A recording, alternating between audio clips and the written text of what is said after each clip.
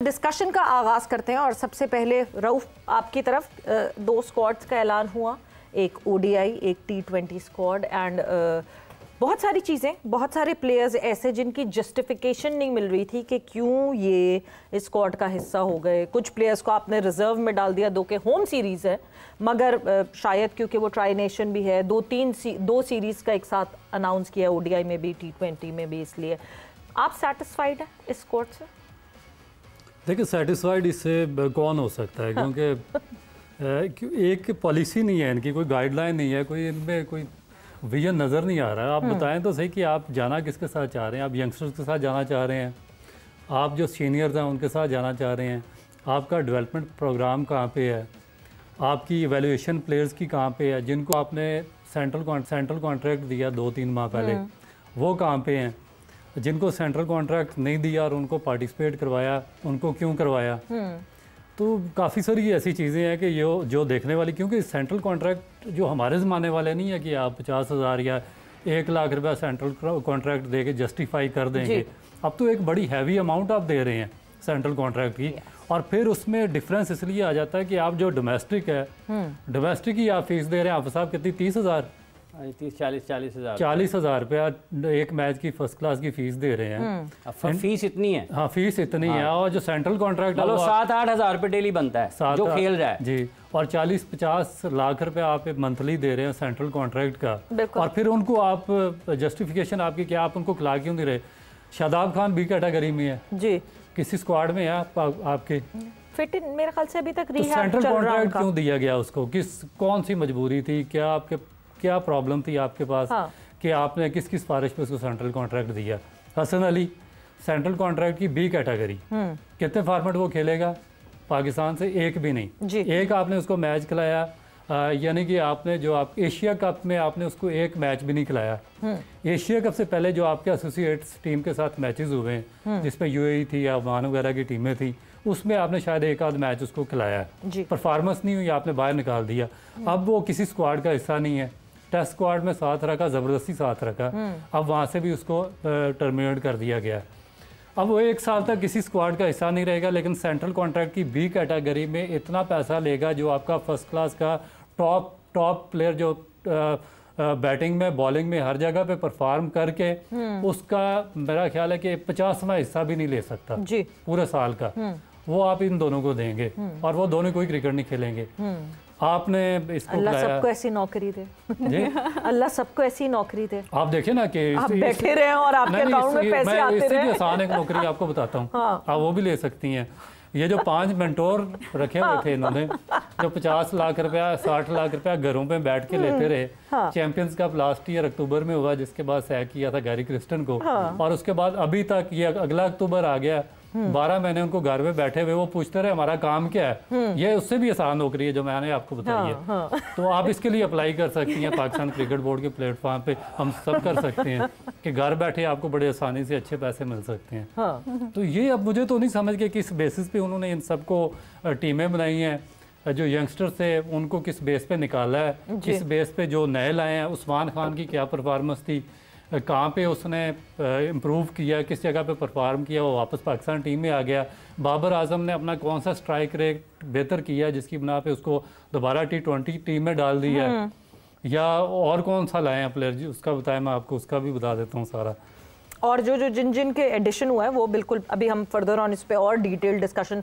फ़खर जमान हमें दिख रहे हैं रिटेन्ड प्लेयर्स में, चले जी रेस्ट करवाया फ़खर को शायद कि जी अच्छा, लेकिन वो एक अच्छा करवाया इसलिए कि उसका जो कोच माइक हसन ने बताया रीज़न, वो एक सॉलिड रीज़न है कि उसने कहा कि मैं अपनी थोड़ी सी टेक्निक इंप्रूव करना चाहता हूँ, थोड़ा सा डोमेस्टिक में जाना चाहता हूँ, और फर्स्ट क्लास खेल भी रहा है। चलिए एक जस्टिफिकेशन आ चुकी है कि वो एक नॉर्मल आपकी सीरीज है उसमें उसको रेस्ट दे दिया। हाँ चले कुछ तो ट्रेंड चेंज हो रहा है कि हाँ जी सीनियर्स को एटलीस्ट रेस्ट करवा के कहा जा रहा है आप डोमेस्टिक में जाएं और अपनी परफॉर्मेंसेस पे काम करें। इरम आपकी तरफ मैं आती हूँ, बिकॉज पूरा कोरम जो है वो कंप्लीट हो गया है। वैसे तो खैर जब जिस वक्त जो है इंडिया ने न्यूजीलैंड को शिकस्त दी थी उसी वक्त कोरम कंप्लीट हो गया था। टॉप 4 हमारे सामने हैं, और टॉप 4 से सबसे पहले तो सीधा मैं आपसे पूछूंगी टॉप 2 क्या होने चाहिए? नहीं, मुझे जो लगता था कि जो टॉप 2 होंगे वो ऑस्ट्रेलिया और इंडिया जो है, मुझे उनका लगता था कि वो फाइनलिस्ट होंगे जो फाइनल खेलेंगे क्योंकि इस टूर्नामेंट में ऐसा हमने कोई प्रॉपर एक कोई अपसेट हुआ नहीं। अगर हम किसी भी मैच को कहेंगे कि जी आज अपसेट हुआ इस मैच में, वो हमारी टीम थी जो इंग्लैंड के साथ हो सकता था, ऑस्ट्रेलिया के साथ हम कर सकते थे, बट इंग्लैंड वाले मैच में जो है वो बारिश को कुछ और मंजूर था। फिर ऑस्ट्रेलिया वाले मैच में हमारे पास जो है बॉलर नहीं थे जो कि हम बेथ मूनी को आउट कर सकते। उस तरह से हमारी टीम जो है वो प्रॉपर कह लें कि उस मैच के हिसाब से उतरी नहीं थी, मुझे ऐसा लगता है। लेकिन ये है कि ऑस्ट्रेलिया और इंग्लैंड का मुझे अभी लग रहा था, लेकिन जिस तरह से अब इंडिया की जो ओपनर है प्रातिका वो हो गई है, वो इंजर्ड हो गई है, अभी वो सेमीफाइनल से तो रूल आउट हो गई है।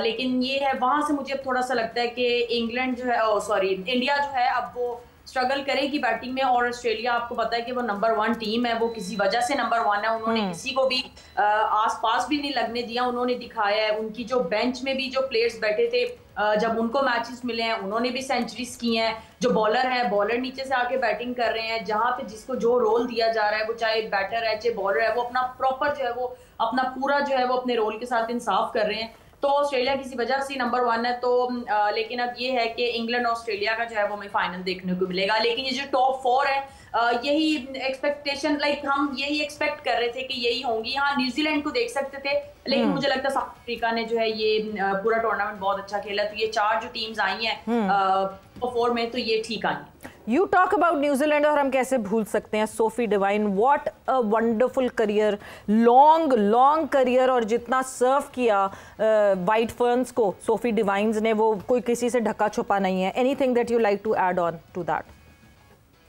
बिल्कुल, सोफी की बात करें, उसके साथ खेला भी है, उनसे मुलाकात भी काफ़ी हुई है, और उनसे बैटिंग के हवाले से बहुत सी टिप्स लिए हैं। वो बहुत एज अ पर्सन बहुत अच्छी है, और वो हेल्प करती है, चाहे वो आप वो अपनी टीम की उसकी प्लेयर हो या आप उसकी टीम के नहीं हो। अगर आप उससे बात करोगे, वो थोड़ा फनी भी है और बड़ा माहौल को बड़ा लाइवली सा रखती है, और आपको अच्छा मशवरा देती है, अच्छी टिप्स देती है क्रिकेट में। जितना भी उसके साथ क्रिकेट खेली है और जिस तरह से उसने क्रिकेट खेली है, उसकी क्रिकेट देख के ही उसकी क्रिकेट को देख के, उसकी बैटिंग को स्पेशली देख के, जिस तरह से हम लड़कियों ने सीखा है, इवन पाकिस्तान हो, इंडिया हो, कोई भी किसी भी टीम की लड़कियां, बांग्लादेश, उन्होंने उसकी बैटिंग से बहुत, स्पेशली बैटर्स ने बहुत उसकी बैटिंग से सीखा है। जिस तरह से वो हिटिंग करती हैं, और जिस तरह एक प्रॉपर क्रिकेटिंग शॉट्स में जो प्रॉपर हिटिंग करती हैं, मैंने उनकी एक चीज बहुत उस चीज को कोशिश की कि मैं अपनी बैटिंग में लेके आऊं। जिस तरह उनकी हेड पोजीशन होती है और जितना वो बैलेंस में रह के वो हिटिंग करती हैं, और प्रॉपर इन क्रिकेटिंग शॉट्स।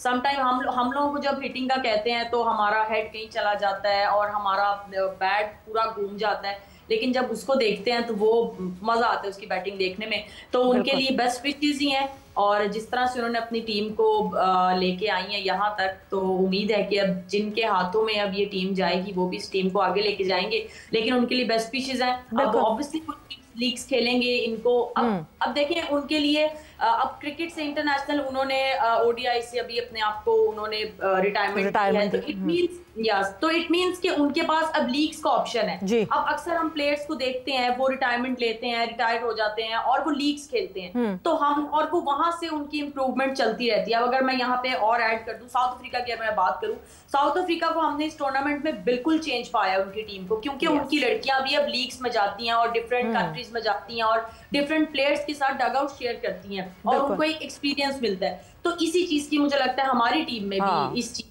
वो थोड़ी सी कमी है। जब हम भी लीग्स खेलेंगे, डिफरेंट कंट्रीज में जाएंगे, यहाँ हमारी अपनी पीएसएल भी होती है। मैंने बिल्कुल एक थोड़ा डिफरेंट चीज ऐड कर दी, लेकिन मैं चाहती थी ऐड करना कि अगर हमारी भी अपनी पीएसएल ऐसी होती है तो मुझे लगता है कि हमारी क्रिकेट भी जो है वो बहुत बेहतर हो जाएगी। जिस तरह से सोफी डिवाइन ने एंड किया है, तो जब हम सीनियर प्लेयर्स भी नहीं, मगर बाहर की लीग्स के लिए देखें, ये बहुत बड़ी डिबेट है, इस पे बिल्कुल हम आगे भी बात करेंगे इरम, क्योंकि बाहर की लीग्स के लिए तो आप अच्छा परफॉर्म करेंगे तो होगा। निदा गई, निदा की परफॉर्मेंसेज नहीं हुई, इसलिए वो बार बार रिकॉल नहीं किया गया क्योंकि परफॉर्मेंसेज नहीं थी। सो परफॉर्मेंस भी आपकी मैटर करती है, but this is a long topic जो हम बिल्कुल डिस्कस करेंगे फर्दर ऑन। हाफिज़ साहब, मैं आपसे पूछना चाहूँगी कि आपके ख्याल में सलमान अली आगा जो है वो T20 के लिए उस कितनी ज़्यादा इम्पॉर्टेंट है उनकी परफॉर्मेंस? क्योंकि हमने देखा कि एशिया कप में वो एज अ प्लेयर परफॉर्म नहीं कर सके, एज अ कैप्टन भी इम्प्रेस नहीं कर सके। तो अभी आने वाले दिनों में हम T20 वर्ल्ड कप भी देख रहे हैं, तो कितनी ज़रूरी है कि वो दोनों शोबों में अच्छा परफॉर्म कर सकें? मेरे ख्याल में तो इससे बहुत ज़्यादा अहम बात यह है कि पाकिस्तान क्रिकेट टीम के टेस्ट कैप्टन को, जबकि वो खेल रहा है, उसको कंसल्टेंट लगा दिया है इंटरनेशनल क्रिकेट का, डायरेक्टर का, एक मतलब एक गैर एलानिया डायरेक्टर है। हाँ, तो इंतजार कर रहे हैं कि वो जब रिटायरमेंट दे देंगे तो डायरेक्टर, यानी कि इंडिया की टीम के साथ तो हैंडशेक नहीं हुआ, लेकिन शान मसूद को गोल्डन हैंडशेक का उन्होंने बंदोबस्त कर दिया कि आप अगर आप इंटरनेशनल क्रिकेट से रिटायरमेंट की तरफ जाते हैं तो उसके बाद आप यहाँ पर मौजूद होंगे। तो पाकिस्तान में जो असल मसाइल हैं स्ट्रक्चर के, इंतज़ामी मामलात हैं, उनमें अक्सर व बेशतर या तो लोग उसको नज़रअंदाज कर देते हैं या फिर उस गहराई में उसके ऊपर बात नहीं करते जो असल मसले की। सलमान अली आगा क्या है, और इस तरह के क्रिकेटर आ जाएंगे पाकिस्तान में। क्रिकेटर आते जाते रहते हैं, ठीक है, आपका सिस्टम ठीक होता है, फैसले ठीक होते हैं, निज़ाम आपका ठीक चलता है, तो आपके खेल का मयार बुलंद रहता है। इसलिए इस वक्त में इन तमाम चीज़ों से ज़्यादा अहम यह है कि पाकिस्तान क्रिकेट में इस वक्त इंतज़ामी सतह पर क्या फ़ैसले हो रहे हैं। जिस मुल्क में हर शख्स क्रिकेट बोर्ड में एक से ज़्यादा काम कर रहा हो और वो कोई भी काम ठीक ना कर रहा हो, उसकी टीम का यही हाल होता है जो पाकिस्तान टीम का विमेंस वर्ल्ड कप में हो रहा है, और उससे पहले एशिया कप में हुआ, और उससे पहले जितने भी ICC के मेंस इवेंट्स खेले हमने उसमें हुआ है।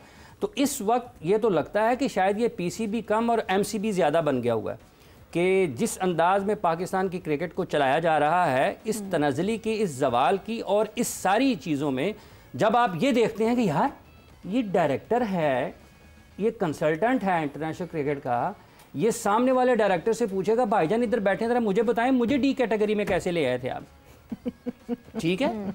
ये चेयरमैन से दूसरे लोगों से पूछेगा जनाब मुझे आप नीचे कैसे ले आए, नहीं अपने आप से भी पूछेगा कभी हाँ, कि मैं क्यों आ गया। सो ये इस वक्त पाकिस्तान की क्रिकेट को मतलब एक हद होती है ना, हाँ, ये जुल्म है। मतलब इससे बढ़ के आप क्या करेंगे कि आकिब जावेद हेड कोच भी हैं, वो सिलेक्शन कमेटी में भी हैं, ठीक है। अलीम डार साहब हैं, वो पता नहीं क्यों हैं सिलेक्शन कमेटी में।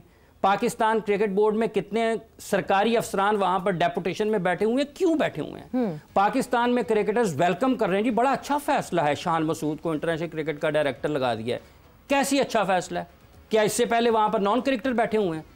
जिस शख्स का जो काम है आप उसी को देते हैं। एक वक्त में मिसबाउल हक को पाकिस्तान क्रिकेट बोर्ड ने chief selector, head coach, batting coach सब कुछ बना दिया। नहीं, इससे पहले डायरेक्टर इंटरनेशनल क्रिकेट कौन था?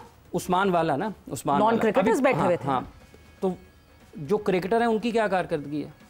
नहीं, जो क्रिकेटर्स बैठे हुए देखें, अगर तो वो टेस्ट कैप्टन नहीं होते, मैं रऊफ की तरफ जरा टर्न अराउंड करूंगा, अगर तो वो टेस्ट कैप्टन नहीं होते तो फिर तो ठीक है। In the modern day era if anyone understands this international relationships को हैंडल कैसे करना, फिर तो इट वाज फाइन, क्योंकि हमने कर लिया टेस्ट एंड ट्राई। जो इनसे पिछले वाले तो थे उन सबको टेस्ट, मैंने वो कहा ना, if he was not the test captain, वो टेस्ट कैप्टन है, इसलिए this is a very big confusion कि एक तरफ टेस्ट कैप्टन भी रहेंगे, एक तरफ कंसल्टेंट इंटरनेशनल क्रिकेट भी रहेंगे। That is a very big confusion. या तो वो टेस्ट कैप्टनसी से स्टेप डाउन करें, स्टेप डाउन सिर्फ टेस्ट कैप्टनसी से नहीं, रिटायरमेंट अनाउंस करें। यहाँ पे तो मेंटोर्स फर्स्ट क्लास क्रिकेट खेल रहे हैं। मैडम आप कहाँ पे हैं?